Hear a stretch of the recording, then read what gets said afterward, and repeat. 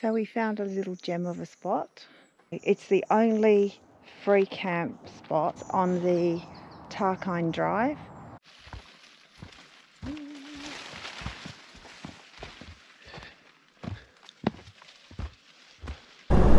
you want to tell them what's happened?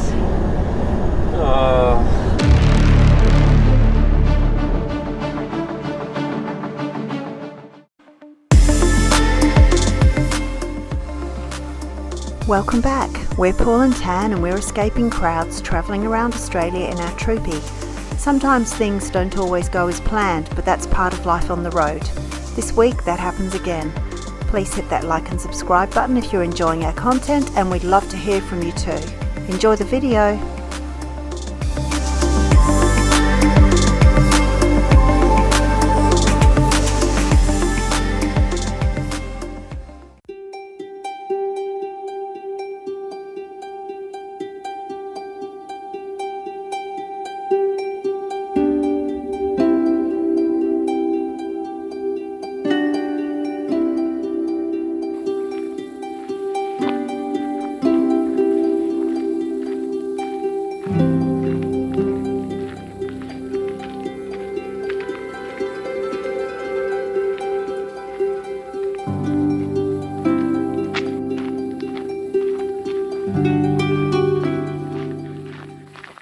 So we've got a 15-minute walk to the Troopy Arch. We're doing the Tarkine Drive, but we're kind of doing it in reverse order to the recommended because we're at the north end rather than the south. So we're going to do it backwards.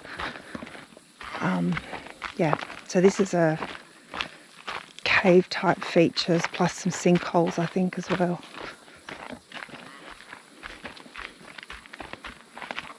So the Tarkine is what were we reading about that just then? Something about it's a, I don't know, it's a rainforest, but it's quite endangered because of some mining that has been going on, and they're looking at expanding. So yeah, we watched something on TV about it about 6 months ago.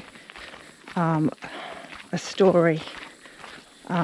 Charles Woolley. Yeah, Charles Woolley, who used to report for 60 Minutes. And he grew up in this area, and he was pretty horrified at what was going on within the forests. So he put together a documentary which was really good. Highly recommend watching it if you can get to see it. It was a special edition of some news show, I think. Anyway, there's a mining company that is a Chinese-owned mining company that chucking all the, what do you call it, tailings and all the rubbish left over from the mining into these big ponds. And then now they're looking at expanding the mining in that area, and of course the forest's under threat, so everyone's up in arms. So yeah, it was really interesting and really sad. But so anyway, we knew we were going to be coming here, so we just wanted to share that with you. Have a look at the documentary if you can find it anyway.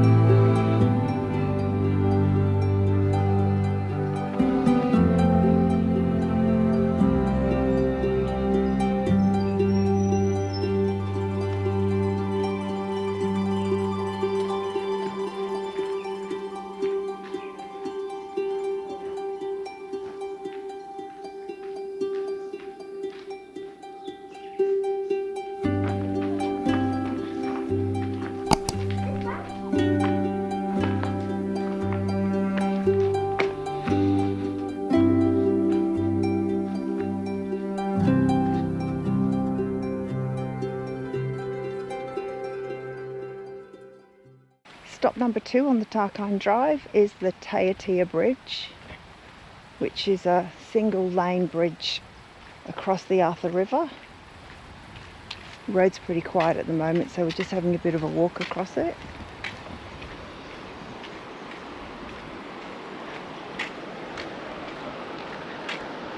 Oh wow.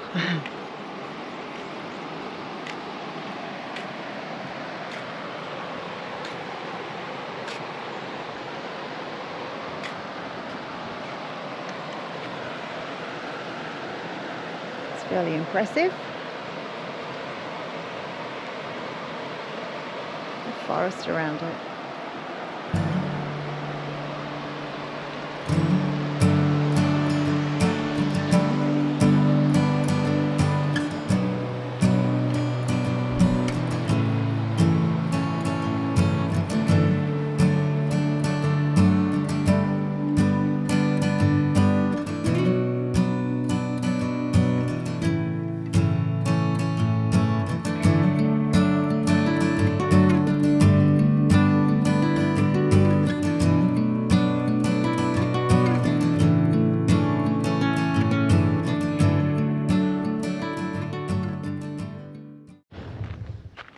Oh my goodness.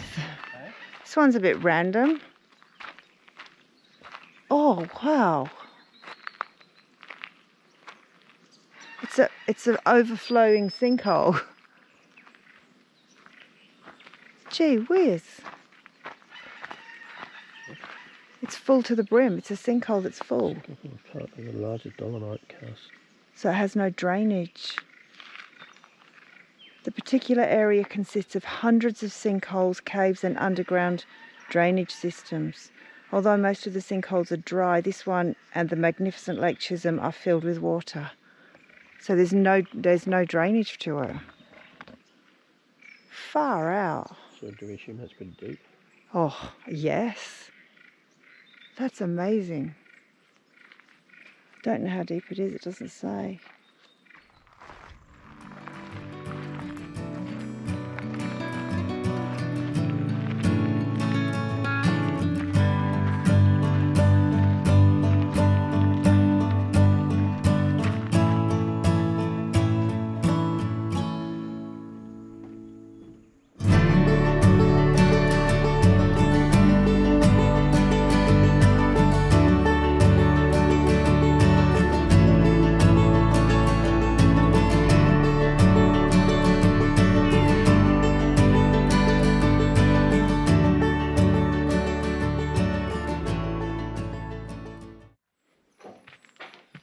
So we found a little gem of a spot. What's this called again? Dunno. It's the only free camp spot for motorhomes, caravans on the Tarkine Drive. There's 6 campsites in here. No power, no toilets. You've got to be self-sufficient. It is called the Julius River Motorhome and Caravan Site. So we've rocked in. It's about 4 o'clock. We thought, we're halfway around the drive. We don't want to rush it and be driving late. So we thought we'll pull in and have a look, expecting it to be pretty full by now. There's nobody here. So we've got a really good little campsite tucked in behind the trees. And we get here and there was all this wood here, which I'm pretty sure there's no fire bans. As long as you've got your wood in a designated fire pit or a controlled fire pit, which we'll use ours, you can burn a fire. So that's pretty cool. So we're just going to set up. Paul's just putting the tent up now. I'm just going to go in and sort the inside out. Yeah, and then set up and hopefully get a fire going. And yeah, we're pretty happy with today's little find. And it's free. That's pretty good, hey? It's good. It's good. For any free is good. We'll take that. Oh, he needs the poles. That's my job. Sorry, I'll be back in a minute. Good morning, YouTube. New day, new exploration in the Tarkine forest. We've just packed up camp from last night at Julius River. It's caravan and motorhome campground, isn't it? Yeah, this is the one we're going to. We're backtracking a little bit, a few Ks, to go to a place called Lake Chisholm Regional Reserve, where there's apparently some things to see. So we missed that yesterday in our haste to find a camp spot, and it turns out there was only us and a lot of campers in there last night, so it was really quiet. We got a campfire going and it was really nice, except for the bugs. Yeah, what are they? Little midgies or something? They were like midgies, They but weren't biting though, I don't think. no, they were just millions of them. I think it seemed to be when we lit up the fire, in the smoke, you could see all these midgies just going crazy. And there was a lot of big sandfly, blowfly things as well, which was a bit annoying. So we had to make sure we were pretty well covered in bug cream, and we had the old zappers on and the mozzie coils and everything. But I think I only got one little bite on me, which I'm pretty pleased about, because usually I'm covered. So anyway, this morning it's 8:30. It's fairly early, and the road was not too far from the campground. There was nobody passing. It's fairly quiet around here. So we're going to explore this place, Lake Chisholm. So a few k's to go, but we're almost there.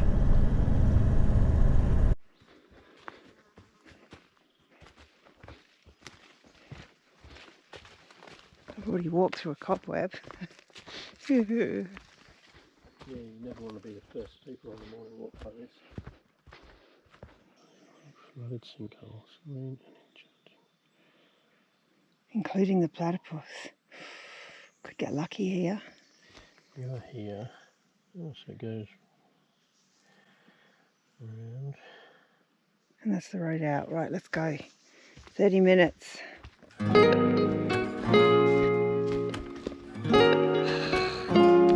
Yucky, I've cobwebs all through my legs already. Tree roots everywhere.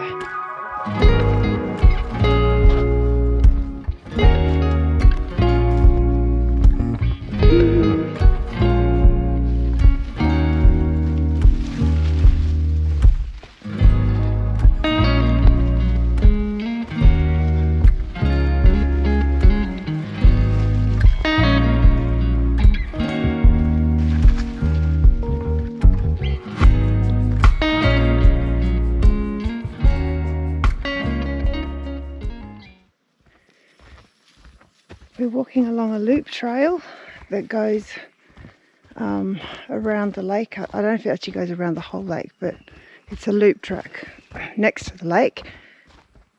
Well, is it a lake? Yeah. It's a sinkhole. Yeah, it's a sinkhole that's full of water. Is that not the same as a lake? No. Yeah.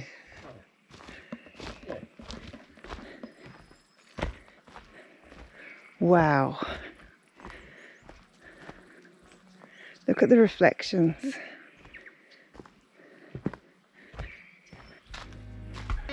Whoa.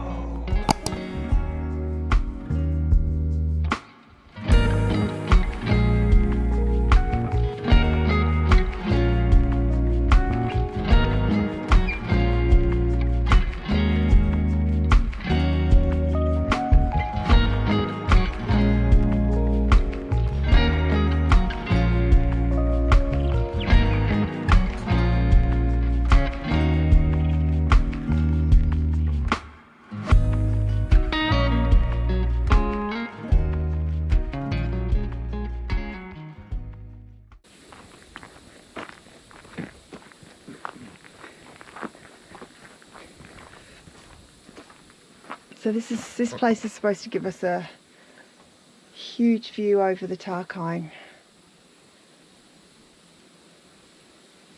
So here's a fun fact, I'm just reading it off the sign here. Tasmania holds 95% of Australia's distribution of cool temperate rainforest, and the Tarkine contains the largest uninterrupted tract of over 170,000 hectares. Wow. It's just so important that we protect this stuff. Okay, let's go and have a look at the view. It's only a little 5-minute walk apparently.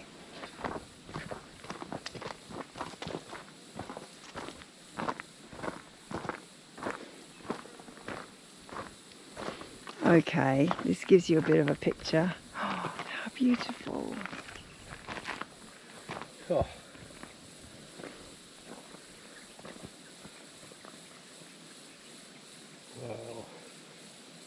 I wonder if that's Arthur River. Do you think?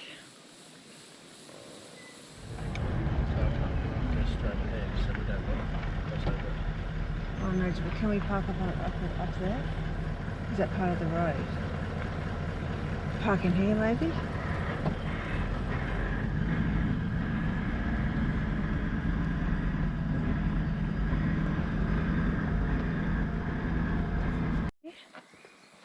Not sure.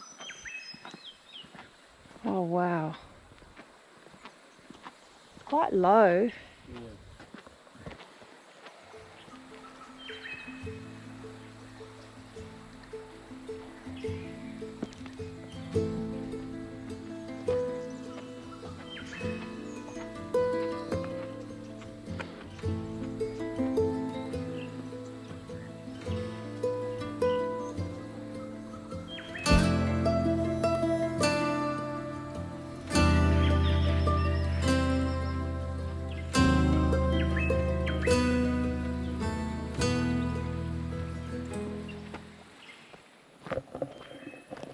So Paul just wandered off, so wondered where he was, and he's under the bridge.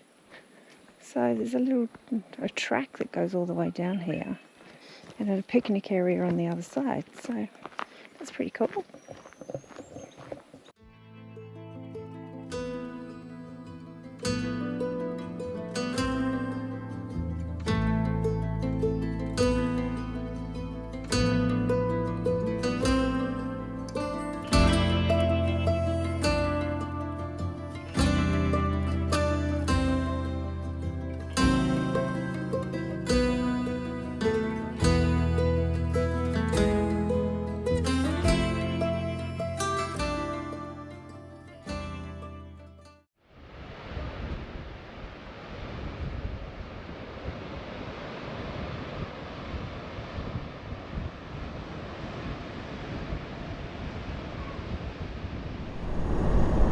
Hello, we're back. Sooner than we thought. Do you want to tell them what's happened? Where have we just been? We've just been down some... We've been down to the Bluff Hill Lighthouse. Yeah, another one of these roads with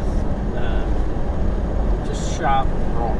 And managed to successfully pick up another bloody puncher. I don't know, we just must be good guys out of luck. We drove to the lighthouse, yeah. And Paul got out and he goes, shh, listen, and we could hear air hissing. I said hissing there. He was doing the other thing too, out of the back tyre, yeah. And he could cover it with his finger and it would stop hissing. So there's another piece of blue metal or gravel or something in the tyre that's punctured it. Different one to the other day. Yeah. So the choice then becomes, do we take the tyre off and put a plug in it? That's going to that'll take a while. That'll just take a while. Putting the spare on would take even longer. So we're an hour out of a place called Smithton, I think. Yeah. Of course, it's Saturday lunchtime, and anybody generally looking at midday to shut up and go home. But I hopped on the phone to the fella at Tyre Power in Smithton and said, look, can you do a quick puncture repair? And he said, no worries, mate, come on in. He said, I've got plenty to do around here, so come on in and I'll sort it out for you. So we kind of thought, well, that's the best of three options. So we will we'll head into Smithton. We'll get this sorted out. We had, following the puncture the other day, we had made some inquiries about trying to get hold of a set of these tyres on Tasmania.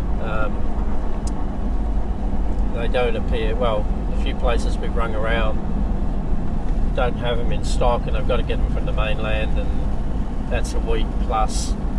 So we were going to book something in when we get a bit further down the road. A couple of weeks away. Yeah, sort of a couple of weeks away, just have them sitting there waiting. The last couple of days we've been out of phone reception, we've been tucked away off grid a bit, and so we haven't gotten around to doing anything yet. And this happens. And now this has happened again. It's a message. Well, it is, but if you can't get hold of the tyres immediately, then you don't have a choice, really. I mean, so I think we're going to do what we can to get it fixed, and if this guy's got any tyres, which, you know, I don't know, but the other option is now we just have to make sure we don't do any of those stupid gravity tracks until we've... I think we've just been unlucky, really. I mean, it's a road that two-wheel drive vehicles go down there every day. But we just happened to have picked up a couple of nasty bits, and here we are. Mercy dash. Yeah. Anyway, so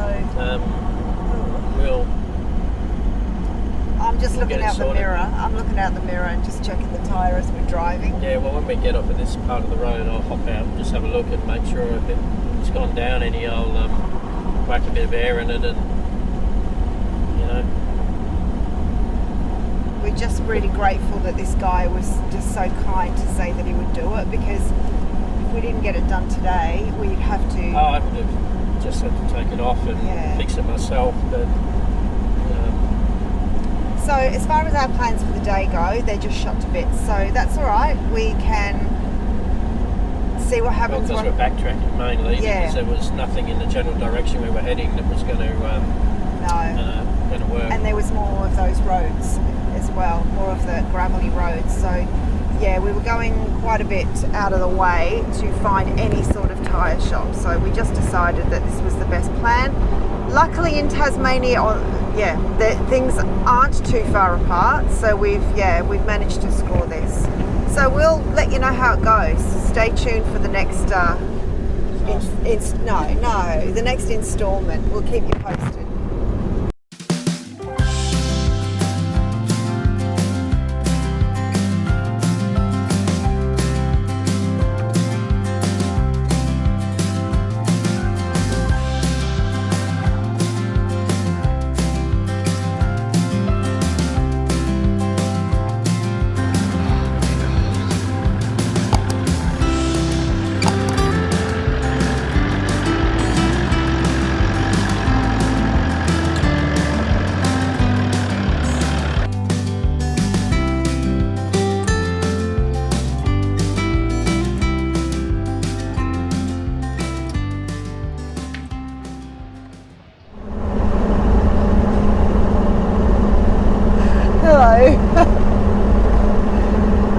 Every time I come on here, there's another story. So today we've got another story for you. I know you're excited to hear it.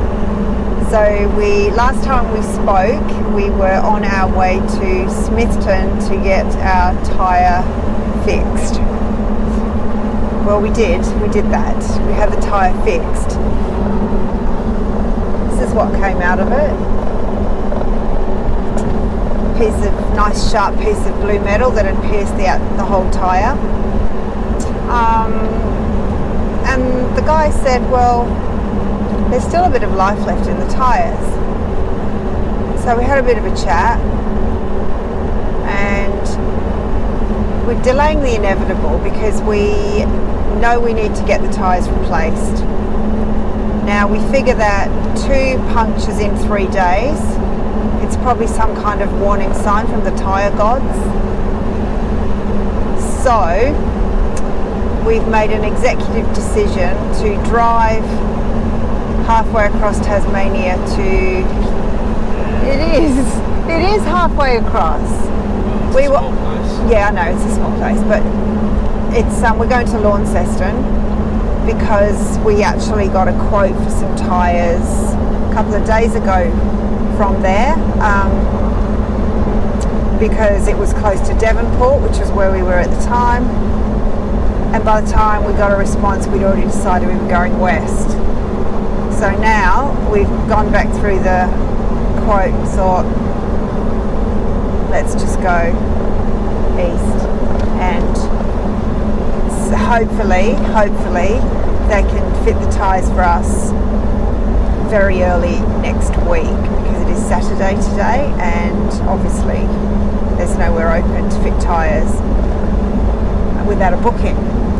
So we are currently I'd say about 60 kilometres from Launceston.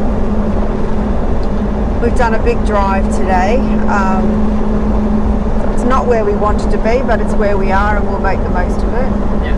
We've booked into Launceston for a couple of nights at a caravan park. It's probably good because we need to do some laundry anyway, and avail of any other facilities and showers I'm talking about. And then we're going to head off from there. Probably we'll go back west again, we think. If the weather's good. Yeah, that was another thing. The weather is going to change tomorrow over on the west side. I'm not sure about Launceston, but we figure if we're in Launceston we'll be able to get around and kind of see the sights even if the weather's a bit yuck. So we are out of that problem's kind of been eliminated. So yeah, that's our story so far. So yeah, changing news every time we speak to you guys, but it's all part of the journey, isn't it? So anyway, this is looking really nice in the distance.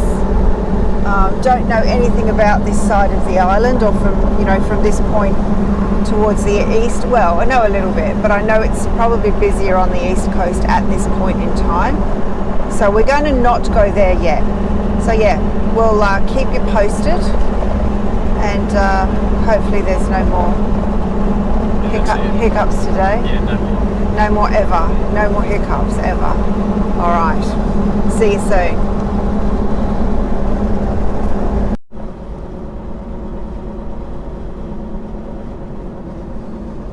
Hello, Launceston. It's a bit up and down this place, isn't it? A few bumps and In hills. 600 metres, take the Pipeworks Road exit towards Glendew. She's always interrupting me. That's a sign. Oh, it's big.